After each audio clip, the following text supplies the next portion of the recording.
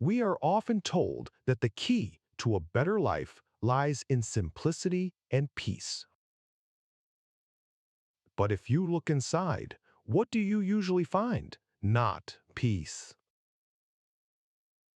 You find a constant low-grade rumble, a push and pull, a battle between what you want to do and what you know you should do, between who you are and who you aspire to be. Our inner world often feels less like a calm garden and more like a never-ending battlefield. The central question we face is this: can we truly master ourselves if our mind is always at war? Human nature craves simplicity. We want to label the noise inside us. This is good, that is bad. We want to eliminate the bad wolf, the fear, the procrastination, the resentment. We spend our lives trying to silence the side of us that feels weak, trivial, or angry. But the more fiercely we fight to extinguish one side of our nature, the stronger that side seems to become. The attempt to be perfectly good often creates the perfectly hidden evil.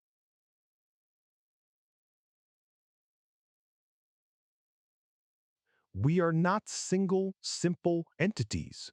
We are a complex system of contradictory impulses. To deny the contradiction is to deny ourselves.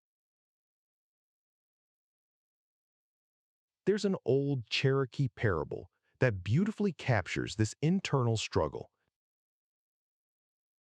A grandfather tells his grandson, "There is a battle between two wolves inside us all. One is evil.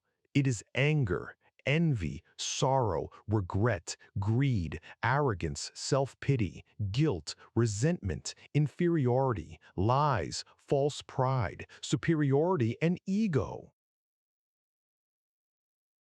The other is good. It is joy, peace, love, hope, serenity, humility, kindness, benevolence, empathy, generosity, truth, compassion, and faith."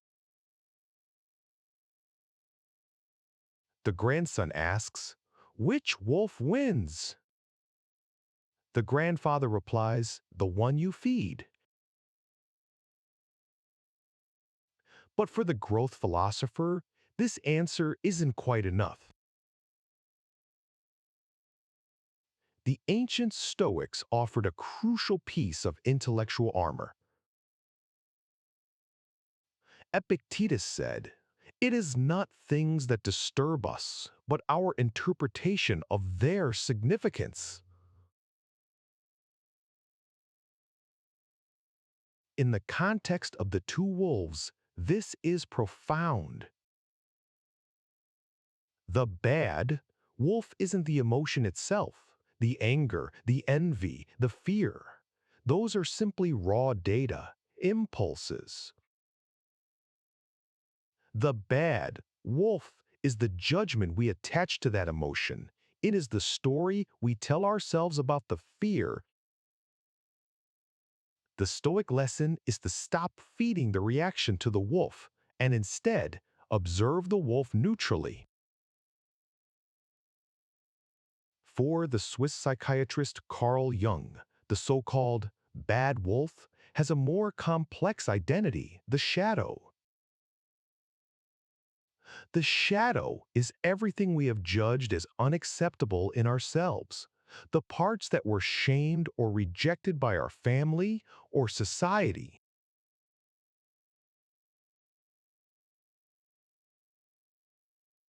This shadow is not purely evil. It contains our raw energy, our rejected creativity, and our unexpressed power. We fight the shadow because we fear what it means about us. But in doing so, we wage war against our own potential. The denied shadow doesn't simply disappear. It becomes an invisible current that controls your actions. This is why we often find ourselves projecting our deepest flaws onto others. We see the greed, the judgment, or the laziness in everyone else because it is intolerable to admit it in ourselves. Jung teaches us the path to wholeness is not to kill the shadow, but to integrate it, to understand its purpose and reclaim its energy. The philosopher Friedrich Nietzsche took this idea of conflict and made it central to growth. He understood that without resistance, there is no strength. What doesn't kill me makes me stronger is more than a catchy phrase. It is a philosophy of internal resistance. The bad wolf isn't a mistake in the design, it's the grindstone that sharpens the good wolf. If you lived a life of absolute internal peace, always kind, always calm, you would lack the depth and character forged in internal fire. Nietzsche's concept of Amor Fati, the love of one's fate, applies directly to our inner world. It means not just tolerating the struggle between the two wolves, but loving it. It means embracing the fact that this internal tension is the necessary condition for your growth. The anxiety that drives you, the anger that signals a boundary violation, these are not flaws to be eliminated. They are tools to be mastered. The growth philosopher loves the battle because the battle defines the self. Let's move from philosophy to practical psychology. Cognitive reframing. We often allow the fear wolf to become an anchor, chaining us to inaction. But what if we change the meaning of the fear? Fear, at its root, simply means this is important. The fear of failure means success matters deeply to me. The fear of rejection means this connection is valuable. Reframing turns the emotion from a command to stop into data to navigate by. Consider the gym. Muscles only grow when they are stressed, strained, and broken down under resistance.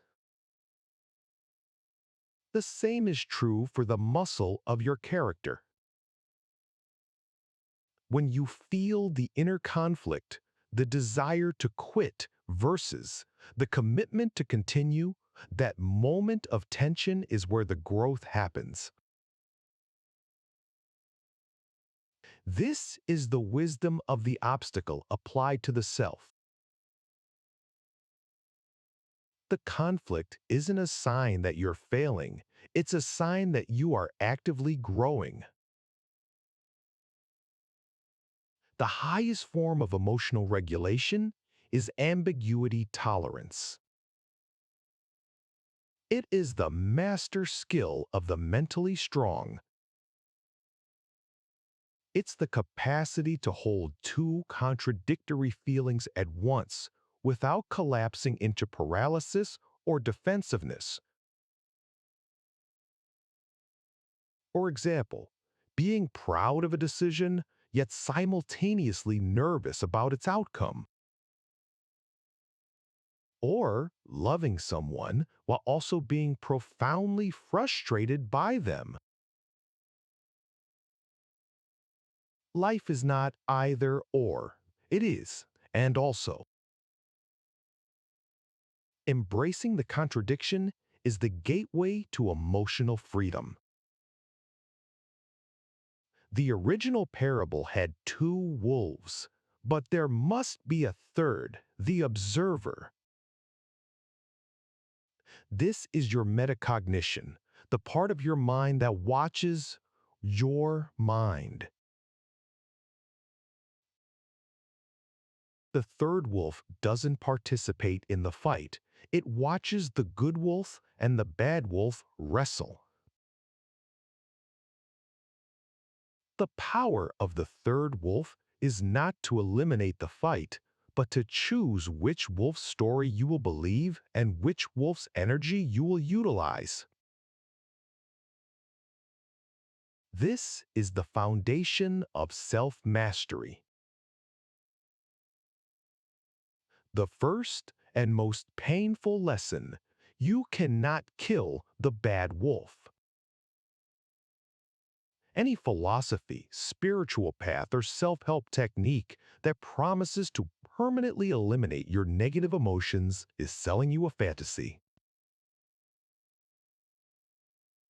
The attempt to maintain emotional perfection, what we call compliance, is a form of internal denial.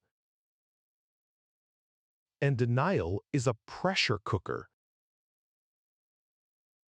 The suppressed negative feelings and traits do not vanish. They simply build energy until they explode, often inappropriately, into resentment, passive aggression, or self-sabotage. The goal is not perfection.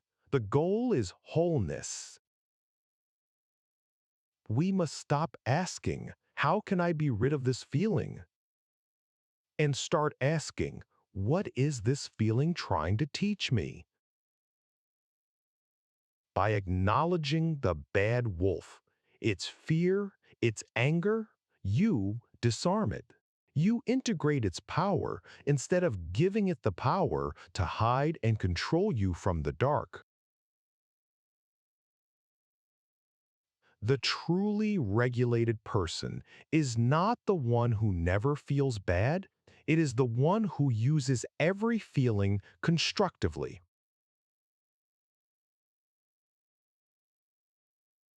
Here is a simple, practical exercise. The next time you feel a strong negative emotion, the bad wolf, don't react. Take 5 seconds to pause. Then initiate an inner dialogue. You say to yourself, I notice that the feeling of anxiety is present. You label it, you accept it, and you create distance. By using the word feeling, you turn a command into data. You are separating the emotion from your identity. This simple shift allows you to choose your response rather than simply execute an impulse. Let's return to the parable. The final, more philosophical answer is, the master feeds both wolves, but strategically. We feed the good wolf kindness, joy, discipline to make it strong so it can lead. But we also acknowledge and listen to the bad wolf, fear, doubt, anger, because it contains crucial wisdom. Fear warns of danger. Doubt demands deeper examination. Anger signals a violated boundary. A wise leader doesn't silence his advisors. He learns when to listen to the alarm bells and when to follow the main strategy. The ultimate freedom lies in what the Stoics called prohairesis, our fundamental capacity for moral choice. The two wolves will always be present. You cannot control their existence. but you can control your reaction to their calls. The conflict itself is not the problem. The problem is forgetting that you are the gatekeeper between the inner struggle and the outer action. This is your highest responsibility to choose your response in the face of internal division. The path of the growth philosopher is not about achieving a state where the battle ceases. That is a myth of stillness. True self mastery is realizing that life is an eternal dialogue, a continuous conversation between the self you are and the self you could be. It is the art of balancing contradiction, of using your shadows as fuel, and of letting your fears point you toward what truly matters. Embrace your complexity. It is your greatest strength. We have explored the battle within, not to end it, but to change our role in it. You are not the victim of your inner conflict. You are its master, the one who chooses which wolf to empower. The challenge. In the comments below, share one negative feeling, one bad wolf. You choose to observe and use as data this week instead of reacting to it. Tell us what wisdom you hope to extract from that inner tension. If this exploration resonated with you, consider subscribing and joining our community on this shared journey. Together, we move from reflection to realization. Until next time, keep seeking wisdom and keep building a better life.